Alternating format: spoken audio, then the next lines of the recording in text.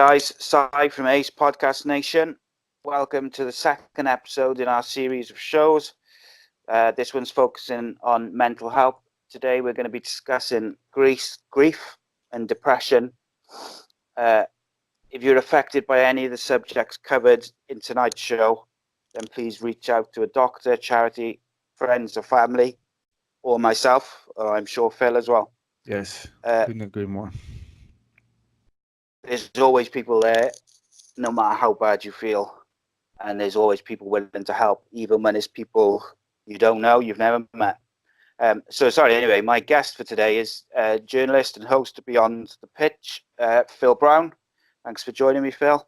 Pleasure, man. And agreeing to speak to me about it. It's going to be an emotional subject, emotional show.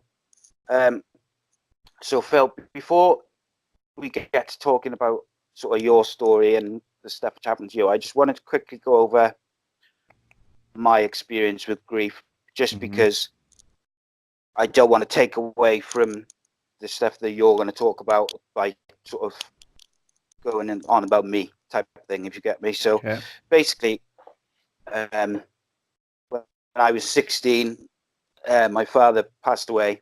My brother was 11. So obviously it's traumatic for a child and whatnot. But from the moment, not the moment, but like, well, it probably was the same day, my uncle. So same day I had family members, friends within days in the funeral telling me you've got to be strong, be there for your mother, look after your brother, etc., etc. So I was always, from that moment, I didn't want to put any extra pressure on my mum, so I didn't talk to her about it. I wanted to get my brother through school without having any problems, any behavior problems, anything like that, so he could go on to be a success, and he's done that. But what it meant is I then went from 16 to 18. I was working by the time I was 16. I was full-time. So I never talked about it. I kept it bottled up. Yeah. And then I started drinking a lot every day. Like age of 18, I was drinking every day, sometimes in the morning, which is problematic. But I was functioning. I was still going to work and I was still doing stuff. I was just drinking a lot. The more you drink, the more depressed you get, the more stressful things get. And that went on and on and on. And it was only when I got together with my wife, I was sort of still drinking. So 2004. So you're talking,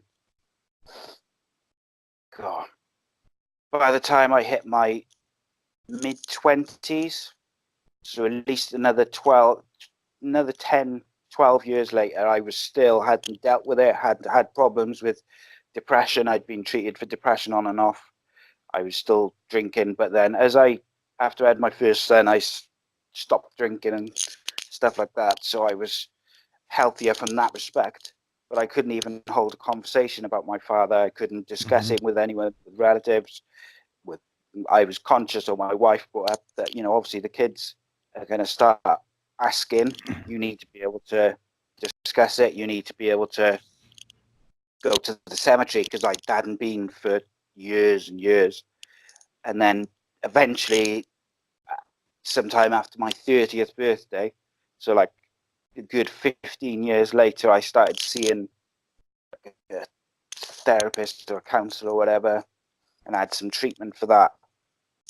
And I actually wrote a letter to my dad, and that was part of that sort of thing. But that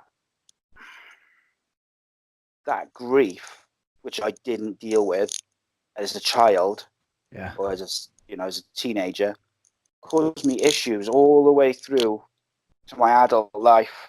And it's only really recently, probably the last 5 or 6 years, where that hasn't been a big part of sort of my mental health and my anxiety and stuff like that.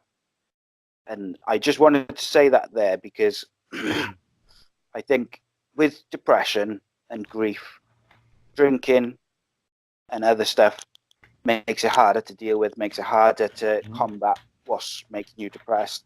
But equally, if you don't deal with things like grief, they lead to a whole lot of different issues, and I think it's very difficult. I think it's difficult for anyone to deal with grief, but particularly I think it's difficult for boys and men.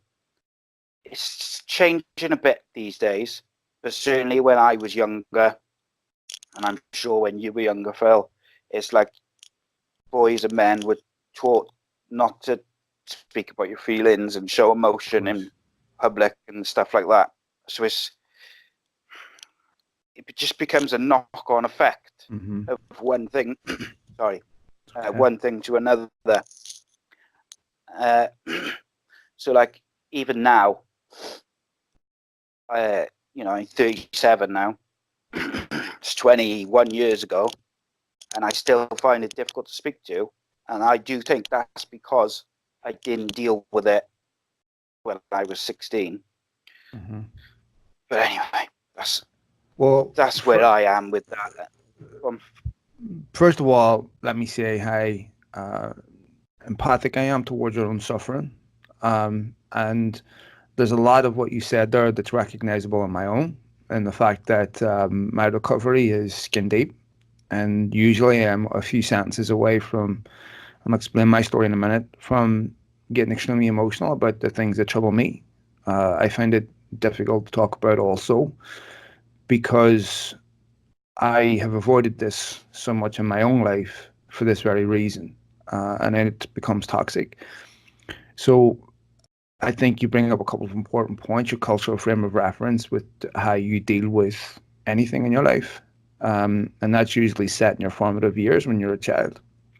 And some people never develop emotional maturity. Some people never develop the ability to control their emotions control them. And I'm often in that bracket. Look, I was born in Belfast in the 70s. I grew up there. It was a violent upbringing. And I was normalized to things that most kids would not be normalized to. Wasn't the best foundation, but in other ways, there was a very close unity that came as a result of that. That gave me a lot of spiritual nourishment as a child. And so it's weird in that in the midst of all that violence, there was some level of comfort. My issues really began when I was 30. I didn't really struggle with depression or addiction or alcoholism or anything like that. It wasn't an issue in my life. It wasn't present. When I was 30, I opened my own business that year. I bought my own house, and my partner at the time, who was my wife-to-be, was pregnant with our first child. 10 months after having him, I came home and found her dead. And it was an incredibly ugly scene. That's not something you get over. And I can't drive past that property anymore. I can't be near it. And what I seen when I walked through the door will never leave me. And in fact, to this very day, I still pull my sleeves down over my hands when I'm waking my kids in the morning because I'm afraid of them being cold. And I can't look at anyone. If I see someone sleeping, I have triggers, if you want to call it that. Maybe 2 months. This happened 3 weeks before our first Christmas as parents. So it was an extremely difficult time. My family's on the other side of the world. I'm alone with this 10-month-old baby, and brand new business, brand new home, and I didn't know what to do. I was struggling, and grief is an incredibly personal, intimate thing. It means different things to different people and how you deal with it. I didn't have the mental capabilities. I wasn't equipped to deal with that type of loss and that type of tragedy, and nor was the people around me. It was extremely difficult. I add in a couple of other health factors. I had to have a knee operation due to football. And in America, back in 2007, opiates were available. And I was prescribed opiates partly because of the operation that I had to have and partly because of the fact I only have one kidney and I cannot take anti-inflammatories for pain. But I remember the first time they became a problem for me, the opiates, the pills, the painkillers. I was immersed in grief, sadness, tragedy, that cycle of I can't get out of this. I can't stop crying and I can't function as a human being. And then I took what the Americans call Vicodin. I took 2 Vicodin. And for the first time, I felt this fleeting happiness. Everything didn't seem so bad. I could function. I could do some things with my life. I could be a father. I could be present. Still, the heavy cloud of grief was over me, but it wasn't as bad.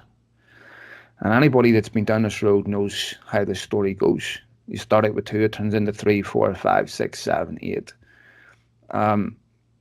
When at its worst, I had migrated from 2 Vicodin a day to 15, 16 morphine pills a day, which were 60 milligram, which today would kill me. And it would kill most people who aren't opiate tolerant. It had got to horrendous degrees. It decimated my physical health. I went on to have multiple spinal surgeries. I had 5 knee surgeries. I lost my gallbladder. As I said, I've already lost my kidney. They got rods and screws all the way up my spine. So for the next number of years, it was difficult. I got remarried and I had kids. But even though you get remarried, you still don't leave your previous relationship behind. That still haunts you, you know? And so I now have a 12-year-old child where I'm having to go through this all over again because now he's got questions about his mother. But basically, for that entire decade, which was from 2007 to 2017, I was heavily inebriated throughout it, heavily depressed, heavily in grief, could not emerge from it. There was other things that happened during that time that didn't help. For example, my current wife, we were having our child and we lost one at 5 months. That didn't help either. But I started, like most addicts, I was on and off tablets. The times off were incredibly brief because I had a psychological need to take them that I wasn't addressing. And people often confuse addiction with dependency. Dependency, you can get somebody off drugs and they will stay off them. Addiction, if you don't address the psychological reason why people take them, then they'll still take them when they come off. And I hadn't addressed the psychological need like you. So the fleeting moments that I was off them were incredibly fleeting. I go back on them. And I was getting really tired of this cycle. So I decided to do something. I started to record videos of myself when I was on these pills. And the reason why I did that is because I knew at some point I was going to come off them again, and I didn't want to be tempted to go back on them. I wanted to leave messages for my future self and saying there's no solutions to your problems in these bottles. In fact, it just is providing another problem. And there's no happiness in addiction. I want you to see how depressed you are, how sad you are, how tragic everything is, and how close to suicide you are. So that 3-4 months from now, when you come off these and you're tempted to go back on them, I want you to watch this and see what lies ahead of you if you want to go back down this road. So that has helped me. I've since, my sobriety at the moment, I don't say clean because it implies that you're dirty. If you're taking something, then you're not. My sobriety of pills and the psychological need to take drugs, it hasn't been that long. It's maybe been just shortly less than a year. But towards the end, I had reverted to self-harm. And so I stopped eating and I lost 40 pounds in 3 months. So that was when things had gotten really bad. My hats didn't fit anymore. My wedding rings fell off. My shoes wouldn't fit. None of my clothes would fit. My eyesight started to go, just because of the level of depression that I was in. And eventually I started to work on things like meditation, mindfulness, present, and really looking at my thoughts every time I got triggered to want to take drugs again. And how I could redivert my attention to deal with that and processing grief in a healthy way. I'm learning how to do these things. I'm a fallible human being like everybody else, One of the other problems with addiction and depression is that when you're in that mind state, you neglect everything else in your life. And then the stress of neglecting everything else in your life adds to your depression. It makes it harder to climb out. So I empathize and sympathize with anyone out there that's experiencing some similar symptoms, similar problems, because it can happen to anybody. And almost always circumstantial, and almost always most addictions are about treating unresolved emotional pain. And same with depression, and we're all vulnerable to this. And I sympathize with anyone out there who's going through this. Yeah, I think particularly if you sort of take drugs or you drink or whatever it is you do to escape your depression, in many ways, when you wake up from the drinking or whatever it may be, you feel worse, which then creates this cycle of doing it again to escape that sort of shame. Correct. And that sadness that you can't escape it, because I know, like when I was drinking, I would wake up, I'd be so hungover, I'd have not barely slept, and it's not proper sleep because you just pass out, and you wake up and you feel horrendous. Everything hurts. You just feel like there's no escape from this, and the only way to escape for me was to drink, go out, and I would feel better because I wouldn't be thinking about all the things which were the reasons why I was drinking and why I was what I was avoiding to talk about. So if you could speak to yourself, like in the aftermath of, like, after your partner passed away, what do you think you would say to yourself to avoid sort of going into the issues that you had afterwards? Like, how do you think you could speak to yourself? How do you think you would avoid or try and avoid that? That's a really good question. I've never thought of it before. Honestly, I don't know, because at the time it was extremely difficult, and my partner at the time, she was born and raised here in America, and I remember the day it happened. The police came out, and the first thing that I remember is that her mother called looking for her on the phone and asked me to put her on the phone because she had no idea she'd passed away. I handed the phone to the police officer because I couldn't do it. I couldn't tell her that her daughter was dead. So the police officer did it. And the screams that came after it are something I will never forget. But I have a really good relationship with them at the moment, but at the time they blamed me. Nobody knew why she had died. She had heart failure. Nobody knew why. So I understand a human being's need to make sense of something. And so at the time, it was incredibly stressful to deal with because I had no support. Even friends of mine who were very close to me distanced themselves from me because, especially men, you said something that's really important. Men, like you were taught as a young kid to conceal your emotions, and men don't like being around people that are depressed. I can't speak for women. I'm not a woman. I don't know, but you're given a very short window of you need to recover and get on with this and get on with life, right? These shit happens, move on. But it's not like that for those who experience this.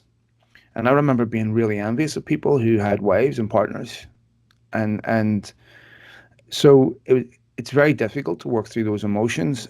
And I don't know if there was a healthy solution for me at that time where I could have taken everything that was coming at me and dealt with it in a healthy way. I remember, though, very quickly my perspective changing about what was important to me, because at that point in my life, I prioritized monetary success. That was my idea of what I needed to do to be happy in life.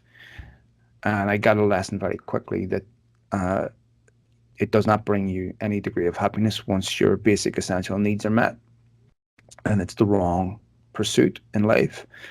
So if I wish I had have dealt with grief in a much more uh, in a much less damaging way than what I did. I wish I hadn't have leaned on the drugs for that crutch and support.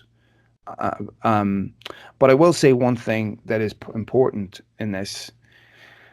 About a week after this happened, I went to my doctor, and let me just give you a little bit of background here quickly. I'm not a spiritual person, or I'm not a religious person, I should say. I'm not religious at all, and but clearly there was mental health issues going on here. And the week after that she had died, there was a lot of things that I thought was happening in my house. TVs going on and off, and this was as real to me as anything else. It was happening, and it was. So I remember going to my doctor and telling him this and saying, "Look, this is what happened. This is what's happening in the house. I'm under enormous pressure and stress." And his words to me were, "You cannot tell a counsellor this, or you will probably lose your child, because they're going to think you're losing your mind." So I was basically ditched by the medical system to go deal with it myself. I was not offered any emotional support, any counselling, nothing. I just had to deal with it.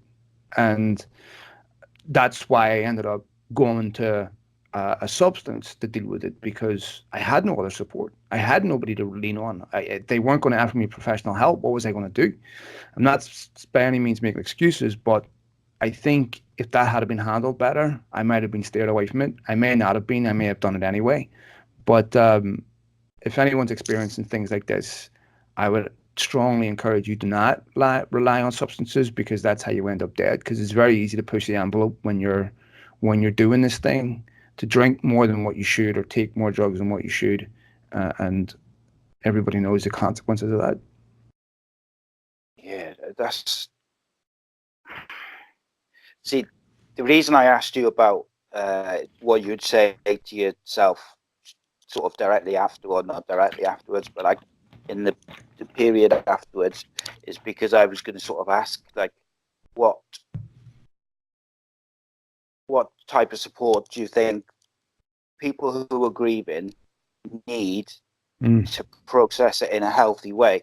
But what you just said to me, or what you just told me there, is I find that absolutely bloody unbelievable, because there you are, basically almost begging for help, saying, "Look, Yes. I need help to deal with this. I'm a single father all of a sudden. I'm under an incredible amount of pressure. I'm grieving, or not grieving, as it were, and their concern, like, and I get in some ways they're trying to be like kind to you and say, Sure. you know, don't say it, because they don't want to see you sort of lose your child. But to me, it should be, what can we do to help you? Let's help you get through it, rather than the first thing being, oh, don't say anything because they'll take your child away, or even take your child away. It should be, right, you know, they know the situation, they know your health problems, they know what's happened to your partner. That's the one place you should want, you know, you feel like you should be able to turn and get some support and help. That's mind-blowing. I would hope today that they would give a different answer to that question, given everything that's happened over the last 12 years. I would hope that that wouldn't be the case, especially when you factor in that healthcare here costs a lot of money. It's not free. So you expect a certain standard of care. And my child was the only reason why I wasn't committing suicide. He was the only thing I had left. So for me, if they'd have done anything with him, then I would have lost, for me, any reason to want to fight through this. So that petrified me. And then, of course, like I said, I'd opened my own business. So with not working, my income stopped. So I had that added stress too. of what am I going to do? I've got a mortgage, I've got a kid, I've got to go back to work, but how can I go back to work when I can't function? But if I don't go back to work, then this pain gets worse, the problems get worse, and then add into the fact that I'm now an addict. And so the stress was just truly, in fact, I'm still dealing with the mess of neglecting things in my life during that period that I'm still trying to clean up, and will probably take me a long, long time to clean it up. But I don't stress about things the way I used to. And meditation and philosophy has helped me a lot in dealing with the stresses of life. And when you talked about something there, about distraction from your own life, about escapism, we're talking about grief, but we're living in a world where we've got rampant inequality, where we've got people that are barely able to afford their bills. I see it here in America every day. And so they're addicted to their iPhones. They're addicted to anything that distracts them from the reality of their life, from the ebb and flow of life. You often hear about America having an opiate addiction or an opiate crisis. It doesn't have an opiate crisis, it has a mental health crisis because of the rampant inequality. And so if you offer somebody a substance that gives them a temporary escape from the ebb and flow and the drudgery of their own life, a lot of people will take that.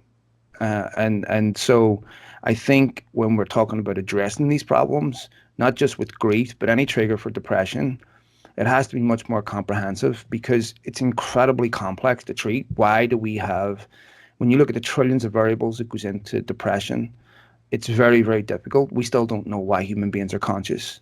And so I think it's really complex to treat. I think it has to be much more than a pharmacological solution. And here's a drug, this is going to make you feel better, because depression is almost always circumstantial. And no matter what drug you take, it won't change the external circumstances that are causing you to be in that mental state in the first place.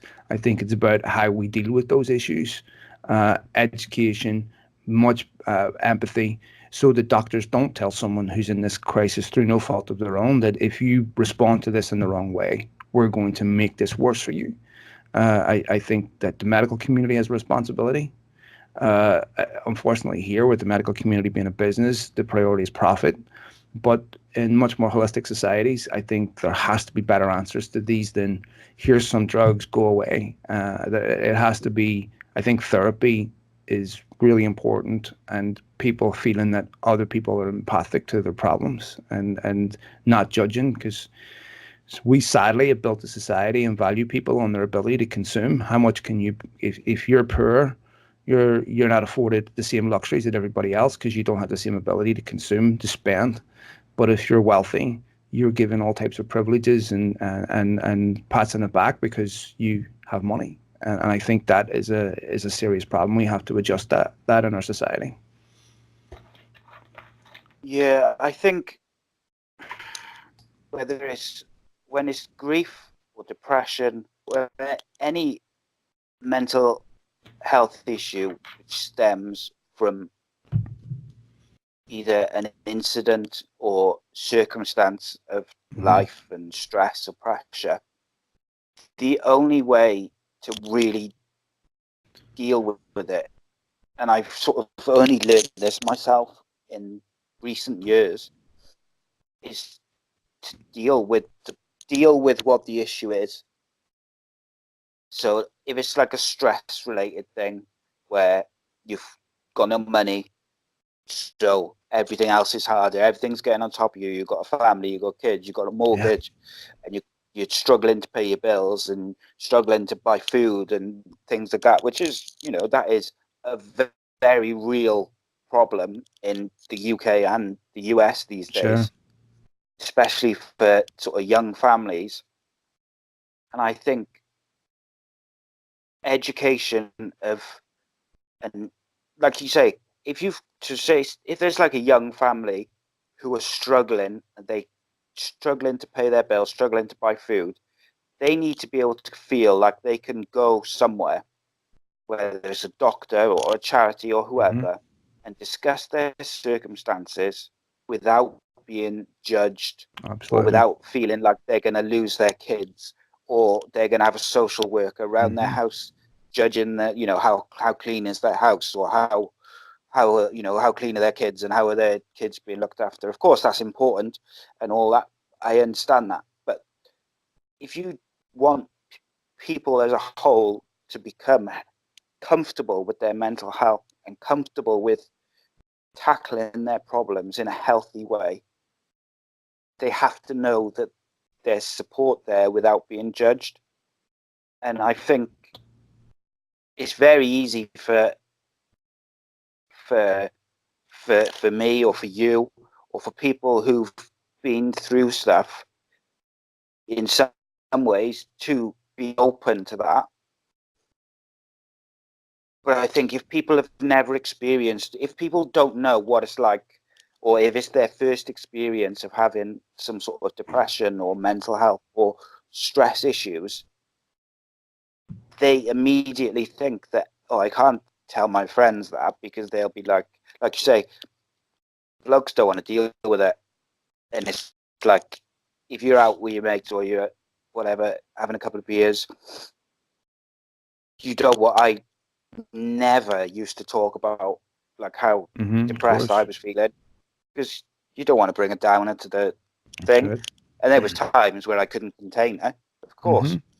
But and even with grief, like over the years, there's been instances where people have died, and I've really struggled with my mates with what to say, what to do. And that's not because I don't want to be there for them or I don't want to help or I don't want to. You just, and like I like to think that I'm relatively in tune enough to be able to deal with it and speak to people about, like, if they've lost someone and stuff like that at the time. But I've seen people leave the room. Do you know what I mean? Course. And not because they not that they don't want to be there for the person. They just don't know how to deal with it. That's So correct. they take a back step, or they. Well, I think there's also another fundamental problem here that comes with psychiatry anyway. And I think that it's really, really difficult to articulate how you feel. Words are symbols, and emotion is subjective. It's really difficult to actually describe how you feel and put that into something as objective as words.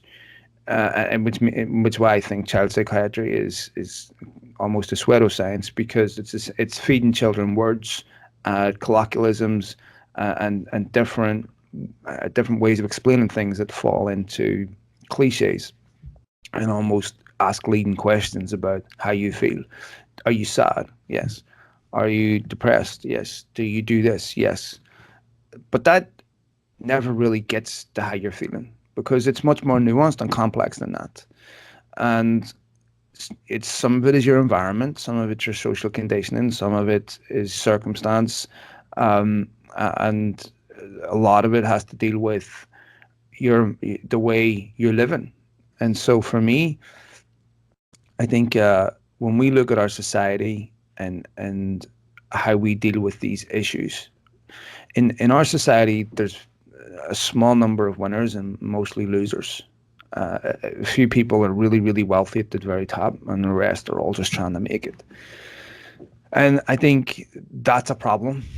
I think advertising is a problem, because the internet was about an open exchange of ideas. Now we're all grouped into liberal, conservative, white, black, Hispanic, because that's what advertisers want to target. So social media has now put you into a group where you basically only get exposed to people who think like you and act like you. That's a problem. Instagram's a problem, because young kids are looking at Instagram and going, I want to be a celebrity. This is why they don't particularly like Facebook. Facebook's more intimate. It's about intimate connections with people you know. Instagram and Twitter, of course, they offer celebrity, and young girls see other girls showing off their bodies and want to be, they all have to be perfect, they all have to be beautiful, they all have to look a certain way, and they all want to be popular. And this is true of boys too. We see this manifest in its own self in different ways with boys. That's a problem, because what we're championing and valuing as success is opulence, celebrity, status, all the things that don't really matter. And if you, as Jim Carrey once said, I wish everybody could live like this to see how it's not the answer. This is not the answer to anything. Look, when I opened my own business, I was making more money than I ever thought I would ever have, that I could ever make. And I was the most depressed I was ever in my life. I mean, I was suicidal every day. And every day was, how do I get out of bed and function? I might as well have been skint up to my neck in debt. It wouldn't have made any difference. My headspace was exactly the same. And so I just think the people that don't have, it's very easy when you look at advertising constantly telling you, you need this to be happy, you need this to be happy, you need this to be happy, how it's a bottomless pit, how you can play this game forever and never find happiness. I think you need to be much more present about, grateful for what you have, focused on what you're doing at the moment, because if you're constantly living in a state of thought where, if I can get this, I'll be happy. Well, when you arrive there, you won't be happy because you're not present to enjoy it. So, and if you don't live, and it's going to sound a bit condescending, I don't mean it to be, but if you don't live in the present, you don't have agency. You're constantly controlled by thoughts. You might as well be a robot. And whatever thought pops into your head will control your emotions. I think for me with meditation, it really helped me identify negative thought cycles and how to, this is just a thought. I can change this, reframe it into something more positive. And that has helped me with my life. Better eating habits, better physical habits. I go to a gym. I take care of myself. I care about myself, because when you're in depression, you stop caring about yourself, and that bleeds into everything that you do. Yeah, I think being depressed is very difficult to get out of that cycle. And I think certainly in the UK, I would assume is similar in the US. I think sometimes there's this tendencies by the medical professionals where you go and say, I'm struggling, I'm depressed, I'm stressed, whatever it may be. The first thing is, I'm going to put you on these tablets. Sure. And then you have like a 5-minute appointment, and then they send you away. And it's almost like you have to go there and say, no, look, I'm really struggling. I feel like I can't go on anymore. And then suddenly they take notice. Whereas if they'd taken notice 6 months or a year prior, when you'd said, look, I'm finding everything really stressful, I'm really struggling, then if they'd done something, I don't know what, because I'm not a doctor, but I know there's other treatments other than medication. And if you can educate people to change their mindset and how they think about what's stressing them out, what's depressing them, what's important, like you say, if you can educate those people before you medicate them, then maybe they won't come back in a year's time tearing their own hair out or self-harming or addicted to something because they've tried to either self-medicate or find a different way to cope with the stress. And I do feel like there's a tendency. Sometimes I've been over the last few years, if I've been struggling, I'll go and see a doctor. And sometimes I just want them to maybe just take note or just listen or just know or send me to see someone, whatever it may be. And it almost feels like sometimes they don't even look up from their laptop or their notebook. They write you a prescription and away you go. Well, in their defense, it's incredibly complex because there's almost unique reasons for everybody why someone is depressed. And it's much harder to fix those problems than it is to say, here, take a pill that will make you forget you're depressed for a while. Especially and certainly prevalent here where even unintended or not, finance drives prescription habits. So they've got what most of what doctors know about depression is the same as you, because we can't even settle on what a definition of depression is. Look, when they first designed Prozac and they designed these drugs, there was an argument over what met the threshold for depression. And initially, it was anyone feeling sad over 30 days. That would be different from grief and depression. But what happens if you're a mother and you have a child and that child passes away within a week of her having that baby? She's going to be sad for more than 30 days. Is that depression or grief? So they changed the law to say 1 day. That's all it takes. If you're sad for 1 day, then it's perfectly ethical to prescribe you these pills. That was a business decision. And so today, if you walk into a doctor and say, I'm depressed, they will write you pills. Instead of saying, all right, how long have you been depressed for? Describe your symptoms, what's your circumstances, and take a much more ubiquitous approach to this rather than ask a few leading questions and give you a prescription, which is what they're being told to do by drug reps. But depression is, they understand it about as much as you do, because, or I do, because this, what causes depression, when you look at the human brain is the most complex instrument in the universe. It's what we understand everything with. And there's trillions of neural pathways. And this conversation is changing our brain.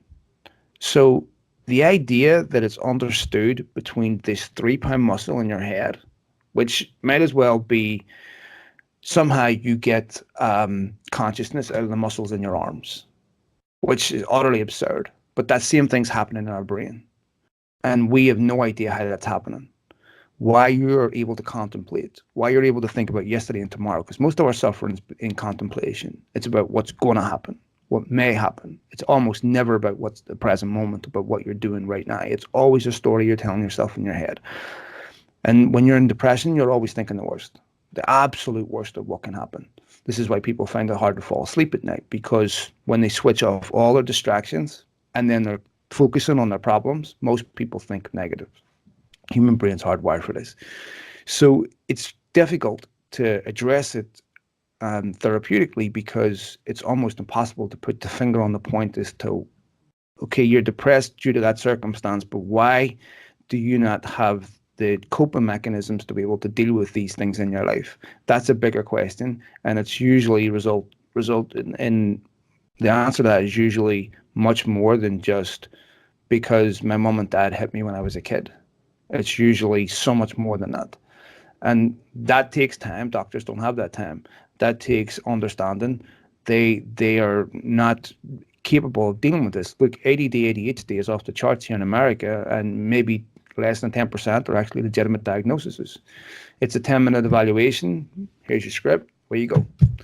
And that's a disgrace, because most of these are being given to children, and we have no idea about the long-term impact on their brains with these drugs. And I think 91% of school shootings here, I might be getting this incorrect, but it's pretty close, were done by kids who have been diagnosed with ADD, ADHD as kids and been on these drugs for a long time.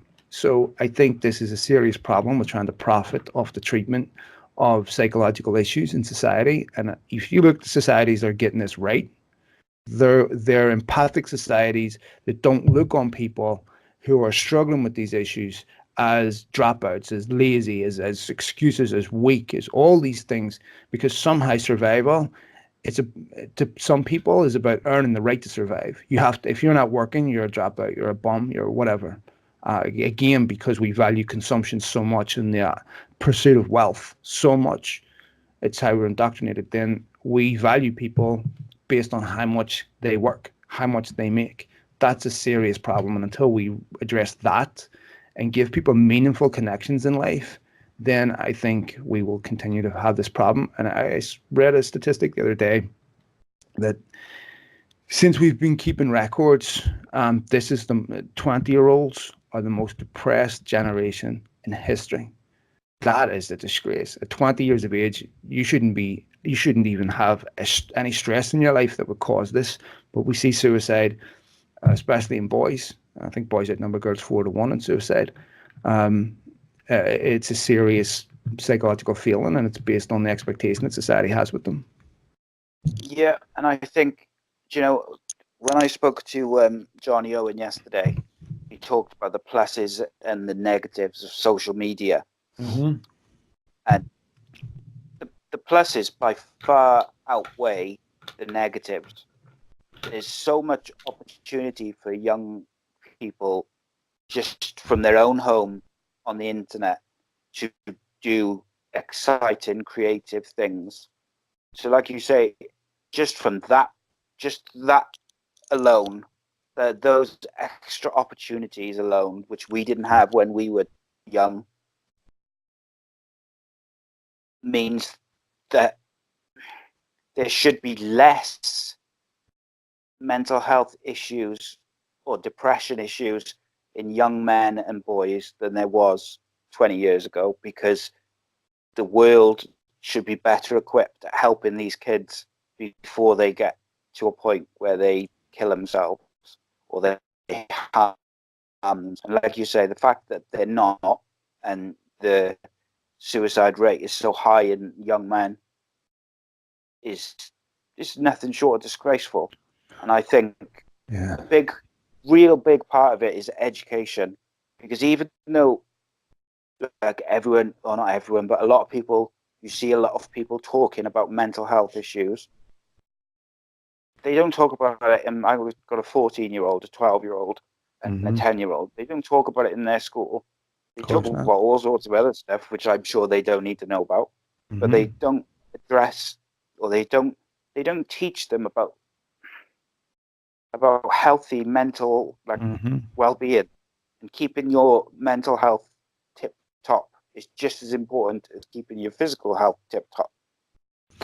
They're teaching kids to do what you and I did, to pursue wealth, to pursue status. You know, when you and I were told as kids at school, the answer to being happy is having a good job and good money, right? That was your biggest. That's what I was taught to fear, not having those. If you don't get those, you will not achieve anything meaningful in life. And I'm not dismissing them and saying they're not important, but if you focus solely on this is what I need, and the internet's partially responsible for this with promoting this, then I think you're going to set yourself up for major disappointment, even if you achieve it, because you're going to find it soulless. There really isn't anything there to be envied. You look at people on the internet that are uploading Floyd Mayweather, uploading videos of his cars, and you're looking like, oh God, I would just love to live like that. Anybody that does that is incredibly unhappy, because if you need something external to yourself to bring you happiness, then the problem lies with you.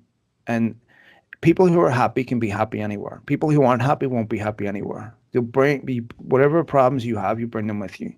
And so, I mean, people look at where I live here in Los Angeles and think, how could you be unhappy in LA? The sun shines every day. It's palm trees. It's beaches. When you're depressed, I might as well be living in a basement in Afghanistan. It doesn't matter. None of that is noticeable in my consciousness. And it's just darkness. So I think with the internet, there needs to be a bit more regulation with some of these larger companies who are quite nefarious. Facebook, for example. In this country, let's say when you have these verification windows that says, pick out the 3 cars in this to show you're not a robot. What Facebook are doing in that situation is they're tracking the movement of your mouse. And if your mouse is shaky, they will sell your data to healthcare companies and send early onset of Parkinson's. And then all of a sudden, your healthcare premiums go up without being told. If you support certain political movements, they'll sell your data to the police. And they become aware of who you are. The Facebook, Google are no longer social media companies or web searching companies. They're data tracking companies. They sell everything you do. They go to Uber and they buy their data to know where you travel to and from. They took pictures of your house. They took pictures of your street with their permission on Google Street View. They sell your web history. You are a product on the internet. That has to stop. Regulation needs to step in and say, and this is Google track minors, everybody, so that they can target you. And that is a serious problem, because it no longer allows us to have an open, honest exchange of ideas. And what it does do is promotes more partisan ideas. And it's no surprise that today and you see this in the UK, you see it throughout Europe, you see it here in America, that people are just becoming further and further apart. Things are becoming more and more extreme. The moderates no longer get elected. Social media is responsible for that, and how they group you and what they subject you to and what you see on your timeline. That's a serious problem, because we're losing that middle ground, the ability to say we're all different, we respect each other's views, we may not like what we say, we may not like what you agree with. Now you've got people that are falling out with each other on social media who in reality actually like each other because of a political argument, because we lose context, we lose nuance. These things have to stop, I think. But once again, the bad actor is money, is the pursuit of profit. And unfortunately, until we have a much more egalitarian society that cares about people beyond money, I don't see depression getting any better. Because No, even the me neither. treatment's tied up in profit. Yeah, absolutely. And I think it was interesting what you said about when you were like when we were younger. It was get good qualifications so you can get a good job. If you fail your exams, you can't get a good job and get a good career and this and that, so on. So that was the pressure. Whereas these days, I think kids feel like I need to be famous. And I do think that when it dawns on them that very few people are famous, that's going to cause. I'm not saying it'll cause depression, but it's going to cause stress. It's going to cause a negative spike in their mind where they come to the realization that they're not going to be Logan Paul or whoever. And I think you're right. Consumerism is a big part, and particularly like in America, I think that's a real problem that Massive the problem. doctors are governed by the medical reps, and they just want to sell their medication. So it's difficult then to know whether what the doctor's giving you, is he giving me that because I need it, or is he giving me that because he's got to just dish out the prescriptions, make a profit. One of the consequences of this is exactly what we're seeing today. So Brexit is a consequence of this, because people feel forgotten. People feel robbed, cheated. You may not agree with Brexit. I don't personally either, but I understand why people did it. Trump and Sanders out here, politically the opposite, but they're popular for the same reason. Because there's a lot of people who are broke, who are struggling, who are sick and tired of the status quo. In this country, you now have a lady called Alexandria Ocasio-Cortez, who, like Bernie Sanders, is a socialist. And she has humongous support amongst the young left, because they are experiencing economic deprivation and inequality. Everything goes up. The price of everything goes up. But their wages don't. So these people are living in one-bedroom apartments in the basement in Manhattan, paying $3,000 a month that they don't have. And none of these political individuals are listening to them. Alexandria Ocasio-Cortez was a bartender a year ago. She understands these people. And so it's the same with the people who voted for Trump. And in this country, I keep hearing about how great the financial system is, but every 4 years, a presidential candidate has to run on the economy. So something doesn't add up. So, and we saw with the federal shutdown out here, once people missed one paycheck, they were selling their cars, which gives, I think 72% of Americans don't have $400 to deal with an unforeseen emergency. It's not hard to see why people are depressed, why iPhones are so addictive, why electronics are so addictive, why drugs are so addictive, because this is distracting people from their daily reality. And we are going to get a cataclysmic political change with young people coming up, because they can't afford houses like our mom and dad did. They can't afford the basic necessities of life, because companies, as you deregulate companies, they become greedier, and they don't give it back. There's no such thing as trickle-down economics where they start giving it back to their employees. So if you don't have people that can buy your products, you get a recession. We're getting a recession because for the same reason in 2007, when everyone's income's tied up in the mortgage, everything else suffers. When people don't have the ability to buy the products they're being overcharged for, you get a recession. And that's exactly what's happening. Yeah, and like I say, you can't see how it's going to get any better at the moment. It's No. one of those things where it seems like there's no end in sight. Well, there's. Because Sorry, go ahead. go on, I'm I just was just going saying. to Sorry, I'm going to talk about that. But you go ahead. say that until people realise that it is a mental health epidemic in the Western world, whether it's the US or the UK. There's millions of people who are suffering. Some are suffering in silence, some are suffering with addiction because of it and trying to escape their problems. Some are self-harming, some are grieving, some are not, some are just stressed. There's a million reasons, like we said, for being depressed. But until people get help and education on how to deal with it, I just can't see how it's going to get better. And yeah, there's charities and there's people who are trying to change that.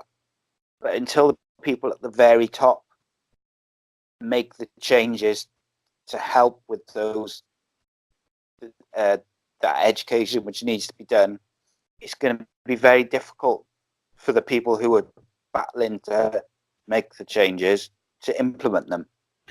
Yeah, I think that's an important point because we often hear go get help. But what do you mean by help? Do I need to go see a counselor that tells me, look, you shouldn't be so stressed out that you can't pay your bills? What? No. If when you hear politicians talk about mental health, unless they're willing to implement legislation that's actually going to change the way people live, then they're not worth listening to. It's just like many other topics that they claim to be right on with, but they don't really mean it. If you want to change the mental health crisis that exists in in our societies, then you have to have a society that dishes out the rewards on a much more balanced basis. You can't have people enslaved and expect them to have a degree of happiness. Like, I'm not saying that money is the only answer, but I'm talking about people. So many people are doing a job they detest for someone they don't like. They can't afford a holiday. They can barely afford their bills. That stress of doing the same thing every day for someone you don't like, doing a job you don't like, there's nothing meaningful in any of that, because it becomes really arid. It becomes there's no taste, there's no color of a paycheck every week or every month or however you get paid that covers your subsistence, that covers your bills, so that you can have the basic necessities of life. Um, there, you can be happy having the basic necessities of life, but you better be doing a job to provide you with some degree of spiritual nourishment. And if you aren't doing that, where do you find your happiness in life? Where is your off switch from all this crap? And if you don't have that, then eventually this will wear you down, and you need to find a way out. And then sadly, the more depressed you become, the less convinced you become that there is a way out. So I just think there's a responsibility on our leaders to implement laws, to implement things that are much more empathic. For example, things like maternity leave. That needs to be given to both men and women and for a much longer period. How we're accountable in our jobs needs to change. Instead of treating people as program-minded robots that clock in at this time, clock out at this time, and if you take a break within that time period, then you run the risk of being sacked. Stop, and take self-agency away from human beings. So the most successful companies that never did that. Apple didn't do that. Apple allowed their designers to sit around drinking coffee or whatever it is, work on their own time, and eventually these people come up with the greatest technological advancements in the last 20 years. So I think that how we treat people, what we expect from people, what we glorify, what we value in our society, all that has to change. And I just think, how do you get leaders who are completely subservient to the largest corporations in our countries to then vote against a system that's much more egalitarian, when that's the complete opposite of the reason why they're elected? it's going to take a massive change with the public first of what they want from their representatives. And it can't be, I only care about me, screw everybody else. Because when we see politics like what we've seen out here with children locked in cages, the reason why people don't really care is because it doesn't impact them personally. The people that it impacts personally is still such a small minority of the country, and most of them can't vote. So they're politically irrelevant. So it's just they don't care. Same reason why we have all these other problems is that unless you're politically relevant, you don't count. And so I think when you look at politics in the UK, same problem. It's what our cultures are very similar in how they mirror each other and what they value as a society. And I just think that is inevitably going to produce few winners, many losers, but so many people in that loser category don't want it to change in case they become a winner. This is why Americans are against overtaxing the wealthy, because they may be wealthy one day too. Sorry, man. Sorry. All right, man. Sorry. All right. Yeah, and I think that's a big thing as well, isn't it? Is that if it doesn't affect the individual people, they've got a tendency to just think, oh, I've got enough going on, or I've got enough on my plate. Yeah. But at the end of the day, mental health and stress and depression affect anyone and everyone. So I think that's something which, it needs to be addressed. And well, like I said before, it worries me with 3 kids of my own growing up, all boys. I'm trying to make sure they're equipped to deal with their feelings, to deal with their emotions, and to deal with there'll be a point where they'll feel low or they'll feel stressed. And it's trying to give them the tools to deal with it. Mm-hmm. But I mean, I'm just me. I'm screwed up enough myself. It's like I don't want to put my own issues on them as well, by giving them the wrong advice as well. So it's like you're sort of caught in two minds then. But I think it's important to tell them that it's okay not to be okay. Because once a kid understands it's okay not to be okay, then they can talk. So they don't go through what you and I went through of being told you need to be strong, you need to shut up, you need to internalize your emotions. That becomes destructive. So I think it's imperative that kids are told this world is harsh, it's cruel. And look, you and I as kids got to make mistakes because the internet wasn't, I don't know, maybe I'm older than you, but I made a lot of mistakes that thank God no one goes back and looks at. And thank God there was no camera phones. And thank God there was no internet. Because I would be ruined by them. But the mistakes that I learned from, that I realized I was an idiot. I was stupid. At one time in my life, I believed Batman was the savior of the world. And then I learned that was not true. This is views evolve based on education. So today, the internet never forgets. These kids make mistakes. These kids are duped. These kids aren't allowed to be kids because they aren't allowed to make the mistakes that you and I made that they learn from. And because the internet doesn't forget, one mistake can be terminal. That is incredibly difficult for a child to deal with, for any human being, but especially a child.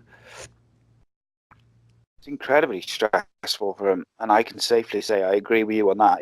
I'm so thankful that there was no camera phones and stuff when I was younger, because it can ruin you. It can ruin, especially these days where companies Google. If you go for a job interview, companies Google you.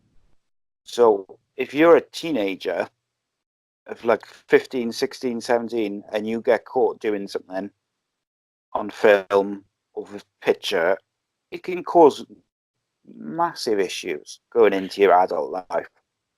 Well, who's influencing our kids? Because when I was a kid, who was influencing me was Brian Robson, was Grange Hill, was relatively harmless television. Today, these kids are being influenced by Logan Paul, who's going over to Japan, walking through suicide forests. and mocking them. It's vines where they've got stunts set up where they're jumping in front of cars. The example that these kids are getting in life is unfiltered. I mean, even as their proclivities change, as they start to reach maturity, they have access to explicit content that you and I didn't. These kids are exposed to things that are just totally different, and so they're still processing it through the lens of an immature child, a prepubescent child, and I just think it's a problem. What they don't understand, I think, with the YouTube stuff as well, is that they don't understand a lot of the videos on there are fake. Of course. Like set up. So they think that's a way to behave and a way to act if you don't catch it in time. Right. I've kept you far longer than I said. All right, man. So I apologize for that. I appreciate you coming on. Like anytime. From my personal experience with like grief, especially, but depression, any sort of mental health issues, is the worst thing you can do is not talk about it and ignore it and just pretend that it's all right, because all that does is make it worse, and then worse and worse and worse, and then like you said, I think you said earlier, it becomes destructive because you keep pushing it down because you need to function for the day and you need to go and see whoever you go to work or go to school or go to see your friends. So you're constantly pushing those emotions down and away, and it just leads to more and more issues later on in life. At the time, it could be anything, and I think you have to give yourself, in terms of grief, you need to be able to grieve without worry of what's around you, and you need to be able to work through your feelings or your emotions in all facets of your mental health. To stay healthy, you need to work through your emotions, good and bad. I completely agree with you. And I think if you're going to complain about a mental health stigma and not talk about it, then you have to realize that you're part of the problem. When you talk about it, you'll find others will too. You'll be surprised about how many people around you are suffering the same thing and are willing to be honest about it because you were. I know whenever I admitted I was struggling, I was blown away by how many messages I got from people who I assumed were the happiest people I'd ever seen in my life who were struggling, people who were on the edge. I got private messages from people that I was amazed. Well-known footballers, celebrities in life, ordinary individuals. It didn't matter. It traversed all walks of life, and you'll find that when you have the courage to talk about it, you also give others the courage. And so this is accumulative. And if the people that are struggling, I'm not suggesting you expose it to anybody. You have to find people you trust, but it is imperative. You're right that you talk about it. Yeah, and I think it's important to remember that no matter how bad you feel or how bad things can get, it's like you say, when you do admit that, you do find that there's many, many people who will help you or will try and help you or will just be there to listen to you. People you've never met, people you've met once, people who you know well, who you thought were fine and perhaps aren't. It's just one of those things that the best way to combat it is to be open and honest with yourself and with other people. I get it. With people you trust. Absolutely. And I got a text yesterday from an individual who is extremely well known in the UK, around the world actually, plays in a band, and a very famous band, someone else who's struggling himself. And I haven't spoke to this individual maybe in about 3 months, and just text out of the blue, just checking on you. How are you? If you need to talk, I'm here. Give me a call. And we talked for a while, and that means the world to me. And that's all a result of coming out and saying, you may look at my life as perfect on social media, but my life's anything but perfect. It's chaotic as anybody else's. It's unhappy as anybody else's. I've now found a degree of happiness, and I cling on to that. And but I don't get complacent. And thankfully, like I said, I don't rely on substances anymore. But I'm also acutely aware that that can change in 30 minutes from now. Yeah, you got to just take it one day at a time. Yeah, exactly. And just at the end of it, you're all human, and you just got to do what you work through, what you got to work through, and take each day as it comes. My perspective on this is the only party I'm ever going to be at. I will never be alive as me again. I will never be a father to my kids again. I can go to my deathbed depressed, or I can try to enjoy this party. But regardless, the time will be the same. And I can have regrets, or I can have happy memories. And I'm trying to make sure I don't have regrets of stressing about things that never happened, of worrying about things that will never happen, and telling myself a story that isn't true. So I'm just a human being. I'm a fallible human being like everybody else. I make mistakes every day. I'm far from perfect, but I want to enjoy this miracle of life that we're all so fortunate to be born, and I want to enjoy my time here, because it can be over at any minute, as we both talked about with your father and my partner. Yeah, indeed it can. Right, I'm gonna let Phil go. So Phil, tell the people where they can reach you on social media. Yes, you can reach me at Malachans. That's MALACHIANS. If anyone's struggling with anything, please reach out to me. If you direct message me, please be patient. Unfortunately, I get a lot of spam direct messages, so I don't always see it until later. But if you're struggling with anything, reach out to me. Reach out to Sai here or whoever, and I'll get back to you. No judgment. Whatever it is you're struggling with, you're not alone.